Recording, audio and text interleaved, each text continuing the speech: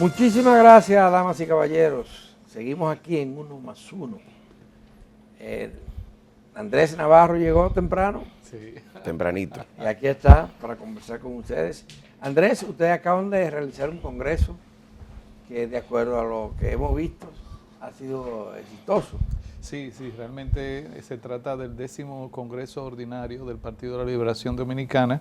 En nuestra organización los congresos se celebran cada 4 años y el objetivo fundamental es la revisión de los estatutos para adecuar a la organización a los momentos, a las coyunturas, a las expectativas de la población. Y por otro lado, pues también elegir todos sus estamentos de dirección, desde los territoriales hasta los nacionales. En este caso, pues, acabamos de seleccionar un nuevo comité político, un nuevo comité central y además... Ahora tiene 51 miembros el comité político, sí. El comité central tiene cerquita de 1.500 miembros. Sí. ¿Qué motivó ese cambio, Andrés? Bueno, lo que pasa es que recuerden que el PLD en su primera etapa era un partido de cuadros pero muy cerrado, ¿no?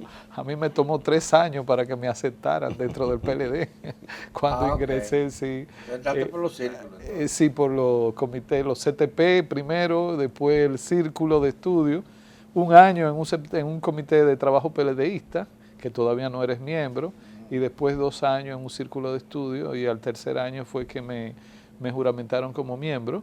Y entonces bueno, claro, era una coyuntura de los años 70, 80, 90, que demandaba de un partido para constituirse en una referencia para la ciudadanía que fuera muy estructurado. ¿Y lo logró? Y se logró, sí, pero ya en el 2000 pues se hace el 6º Congreso, donde ya la coyuntura ha cambiado y se entiende que debe ser un partido más de puertas abiertas, crece mucho, llegamos a 800 Más parecido a los otros. más parecido al momento que a la demanda del momento. Entonces, en esta ocasión, en el 9º Congreso, que se celebró en el año 2020, se determinó que era necesario que los estamentos de dirección fueran un poquito más horizontal, porque el PLD tenía una cultura cuasi militar, ¿no? Entre lo que es la estructura religiosa y militar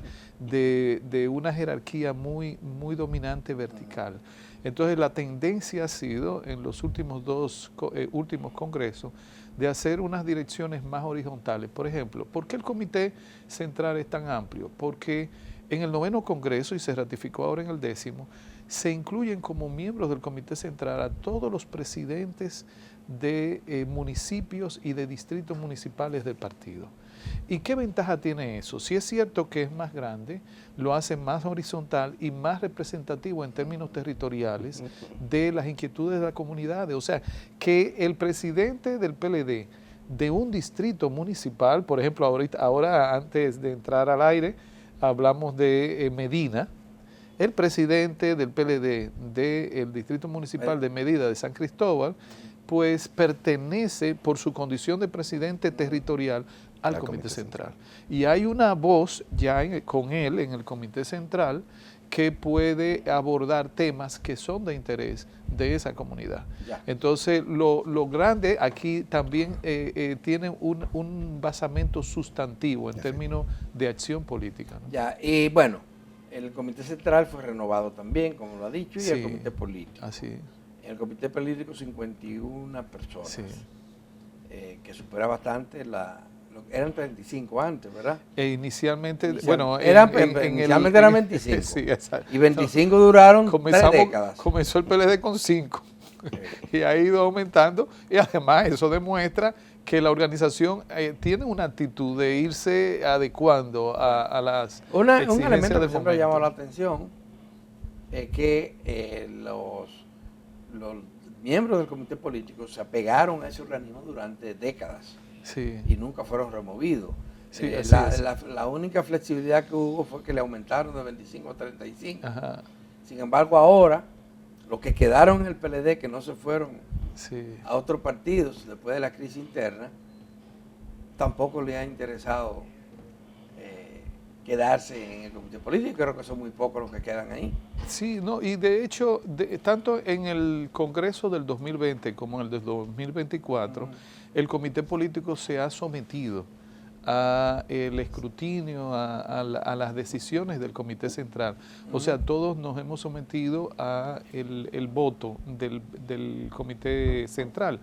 En esta ocasión, pues, se tomó la decisión del Comité Central de también reelegir al presidente Danilo Medina como presidente del PLD para este periodo, 2024-2028, y al compañero Johnny Pujol, que es nuestro es nuevo... la novedad. Pero sí, no era del comité político antes. Sí. Bueno, de Pujol, la nueva época, del 20 para acá. entró en el 20, En el 20 sí, para acá. exactamente. Pero anteriormente no lo era. no, Ahora, de los viejos, Sí. ¿quiénes quedan? Danilo Medina. Sí, Francisco Javier queda, ¿verdad? claro, García, sí, ¿no? o sea, los viejos. Una gran Domínguez Brito. Claro, sí. No es tan gran la parte, ¿no? ¿Cuáles son los Sí. otros? Yo estoy hablando antes del 20. Cristina Lizardo. No, está bien, pues vamos. ¿Cuál es Vamos más? con las mujeres. Cristina Lizardo, Miriam Cabral, está Alejandrina Germán. Pero Miriam Sí. Cabral fue en el 20. No. Ya estaba antes. Miriam Cabral es desde el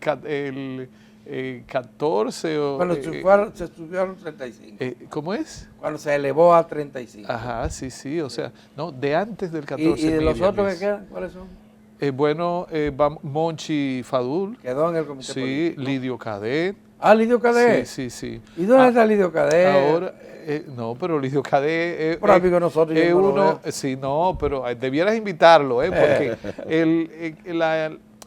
la exposición que hace Lidio Cadet cada vez que toma la palabra, Hay que oírla. siempre sí, porque es de mucho contenido. Era Mucho sacerdote, contenido, no fue solamente... secretario general del PLD. Sí, y en momentos muy difíciles le tocó a Lidio enfrentar, ¿no? En la coyuntura política como vocero. Y existe Lidio y está en el Sí. comité político. Y la característica de Lidio es Pero ¿y por qué que... que no hablan? No saben. No, eso, nada gente. más llámalo, invítalo, que yo estoy seguro que él No, estará bueno, encantado. Lidio puede ser. Mira, pero en la campaña no lo vimos. el discurso no solamente político de Lidio, sino humanístico. Recuerden Sí, que sí, Lidio viene fue sacerdote, ¿no? Sí, sí. Entonces tiene una base de humanismo muy enraizada. Y también Jaime David, Margarita Cedeño, son parte del comité Y político. Margarita, háblame de Abel Margarita. Martínez. ¿Dónde está Margarita? Margarita, ¿no? Está muy activa en el PLD y constantemente se vive haciendo pronunciamientos sobre las situaciones del país, algunas coyunturas internacionales también. Andrés, ya en el PLD comienzan los aprestos por la nominación presidencial para las elecciones próximas. Hay dos, por lo menos, que suenan públicamente. Francisco Javier, ese lo anunció. Sí, claro, sí, así es. Pero también Ariel Jiménez. Sí. Está detrás de... Bueno, por lo menos él no lo ha anunciado, Pero está en Juan eso. Ariel, pero hay como un ambiente, ¿no? Bueno, él ha hablado con mucha gente. De exposición. Sí. Ajá, ¿por qué te brillan ¿Y los quién es ojos más? así ¿Quién es más? cuando dice que ha hablado No, con mucha gente? porque sé, tengo la certeza. Tienes conocimiento de Me causa. peché con él en una de esas acciones. Ah, bueno. Como decía mi tío, me peché. Sí. ¿Quién es más? Luego los anteriores aspirantes. Bueno, ha de suponerse que el compañero Abel Martínez, que fue nuestro candidato presidencial en las elecciones pasadas, la expectativa es que también él ya tarde o temprano pues anuncie. Ya, de hecho ya entramos en un momento en el PLD que permite Que se puedan hacer los sí, que se hagan los anuncios, se vayan construyendo estos proyectos, porque el Congreso ya está camino a su clausura, que será a final de este mes de noviembre, y entonces ya el PLD debe abocarse en dos líneas de trabajo. Una es la que le corresponde a Johnny Pujol como nuevo secretario general, que es seguir impulsando la transformación y el fortalecimiento del partido, porque independientemente de que tú hagas transformaciones en los estatutos de una organización, aplicarla se toma su tiempo. Hay un trabajo ejecutivo, administrativo, que se toma su tiempo y debe ser esa y lo que ha expuesto públicamente nuestro secretario general Johnny Pujols es que él va a encaminarse pues en ese sentido. Y bueno, ya le corresponderá al presidente de nuestro partido, Danilo Medina, pues ejecutar todo lo que es la política de oposición que debe llevar el PLD y que fue consignada aquí en el Congreso. Y tienen que reglamentar de nuevo o aplicar los reglamentos anteriores en la campaña interna. Sí, exactamente. Entonces, a otro cargo. Viene que sería un tercer frente, que es ya la construcción de los proyectos presidenciales de cara a seleccionar un candidato o una candidata, ¿no? No has renunciado a las aspiraciones presidenciales. No, y la expectativa es que tarde o temprano también hay una expectativa de que una figura como Margarita Cedeño, habría que ver con el compañero Francisco Domínguez Brito, cuál va a ser su ruta ahora. Navarro. En la competencia interna, sí. Porque o sea, sacar un tercio de los votos, así es. O sea, frente a un candidato claro, tan fuerte como Francisco Domínguez Brito es uno de las grandes figuras que tiene el PLD hoy en día. Es una persona constante que está muy comprometido no solamente con el PLD, sino con las causas del pueblo dominicano. Sí. Así es que... y el señor Navarro. No, a mí no me corresponde en esta coyuntura. Ya no vuelve a aspirar. Bueno, no diría que no vuelvo, pero no, en esta coyuntura no. Cada coyuntura como que te indica cuál debe ser tu rol, y en eso yo tengo los pies. ¿Y ahora cuáles son las funciones internas que tiene? Ahora mismo soy miembro del comité político.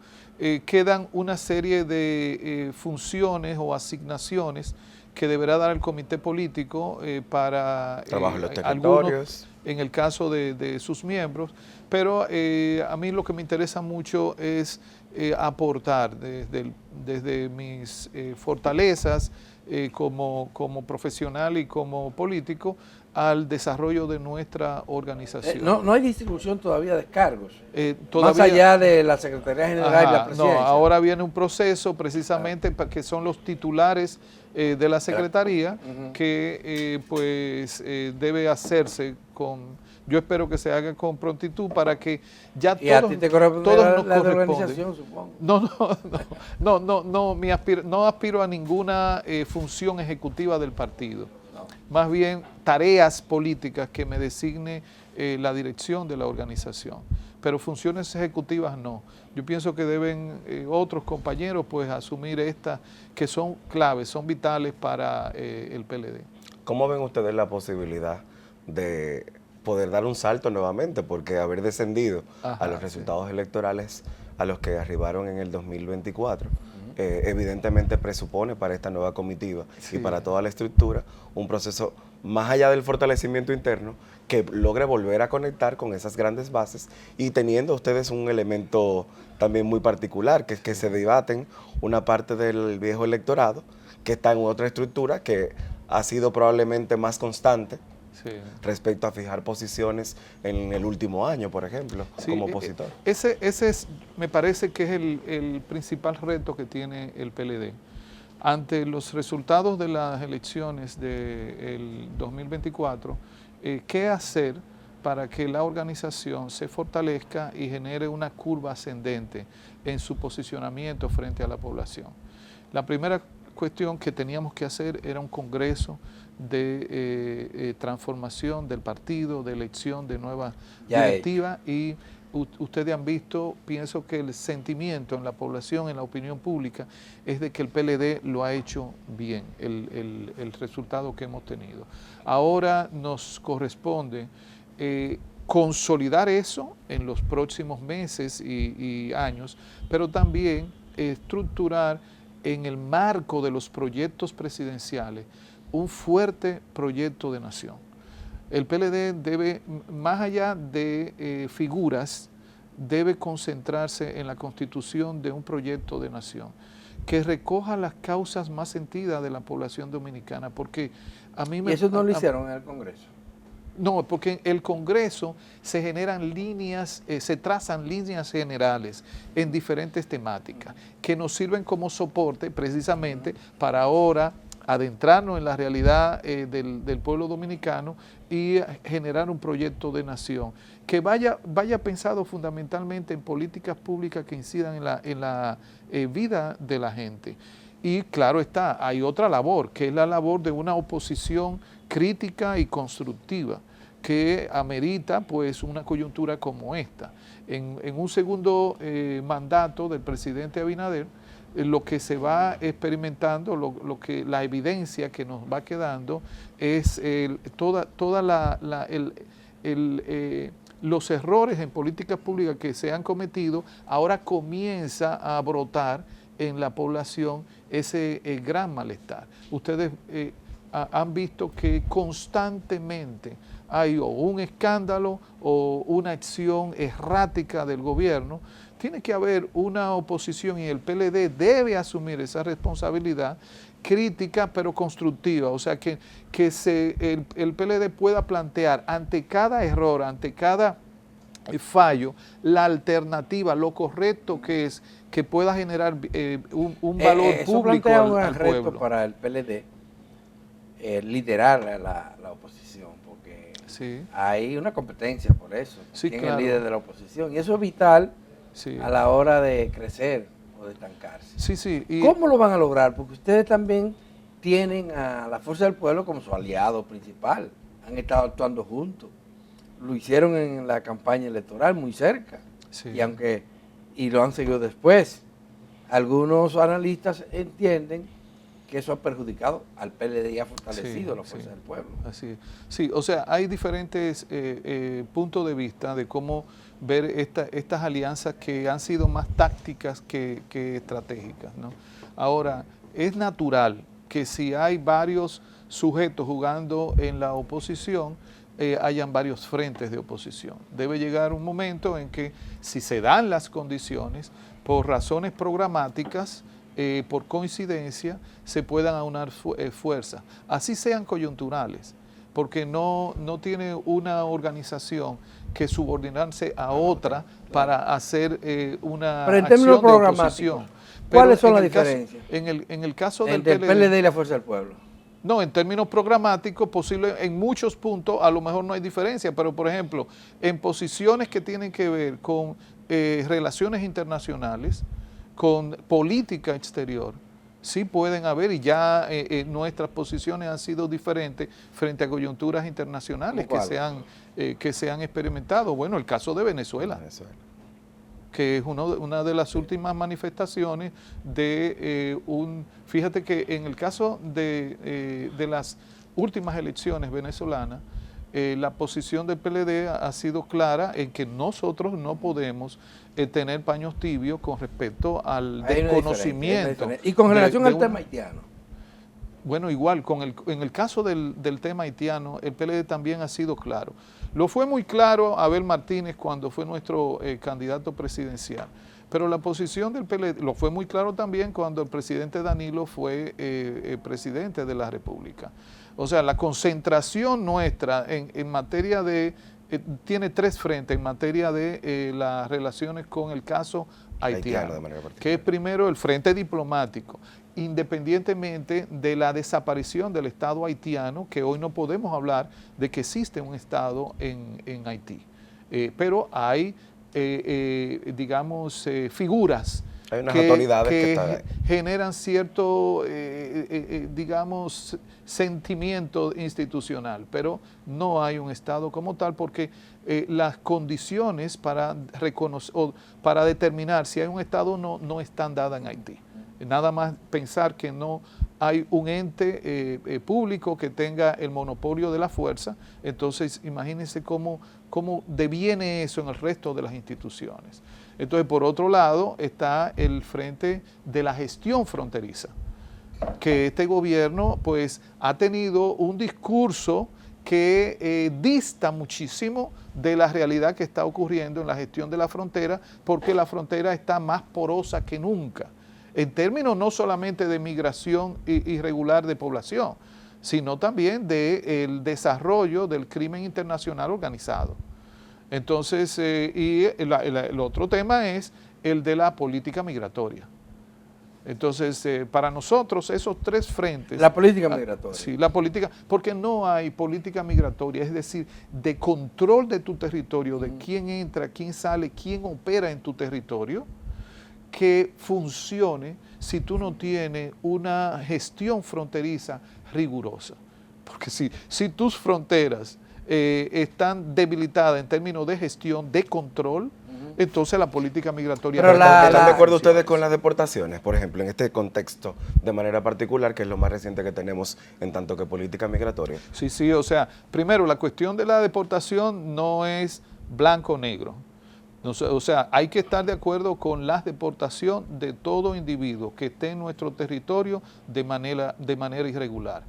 Porque el no entender que quien entra a nuestro territorio de manera irregular, sean las razones que sean, tiene que estar bajo control del Estado dominicano, sería decir... ¿Y qué ha hecho el Estado para resolver? Por eso es que discurso Adalberto es lo que ha caracterizado al presidente Abinader y a sus funcionarios.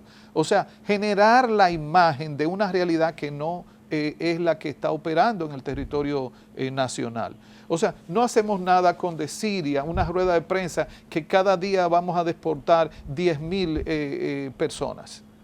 ¿Eso qué sirve? ¿De qué sirve?